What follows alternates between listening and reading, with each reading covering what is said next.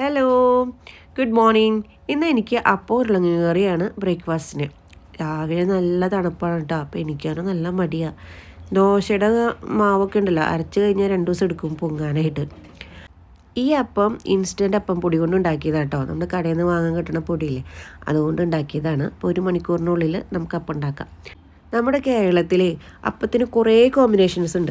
അപ്പം കടലക്കറി, അപ്പം സ്റ്റൂ, അപ്പം മീൻകറി, അപ്പം മുട്ടക്കറി, അപ്പം കോഴിക്കറി, അപ്പം താറാവ് കറി, അങ്ങനെ കുറേ ഉണ്ട്, ഒരുപാടുണ്ട്. അതിൽ നിങ്ങൾക്ക് ഏറ്റവും കൂടുതൽ ഇഷ്ടമുള്ള കോമ്പിനേഷൻ ഏതാണെന്ന് കമൻറ്റ് ചെയ്യണേ താഴെ. എനിക്ക് അപ്പം മുട്ടക്കറിയാണ് ഏറ്റവും കൂടുതൽ ഇഷ്ടം. പിന്നെ ഞങ്ങൾ ക്രിസ്ത്യാനികൾക്കേ 1-ാം തീയതി ആയതുകൊണ്ട് നോയമ്പ് തുടങ്ങി. അപ്പോൾ അതുകൊണ്ട് നോൺ വെജിന് കുറച്ച് നാളത്തേക്ക് വിട പറഞ്ഞിരിക്കുകയാണ്. പിന്നെ അപ്പം ഞാൻ ബ്രേക്ക്ഫാസ്റ്റ് കഴിക്കാൻ പോവാണ്. അപ്പം പൊട്ടറ്റോ കറിയാണ് ഞാൻ എടുത്തിരിക്കുന്നത്. പിന്നെ ഒരു വെട്ടി കേക്ക് എടുത്തിട്ടുണ്ട് കേട്ടോ. നല്ല മസാല ചായയും കൂടിയിട്ട് ഞാനപ്പോൾ ബ്രേക്ക്ഫാസ്റ്റ് കഴിക്കട്ടെ. അപ്പോൾ ബൈ.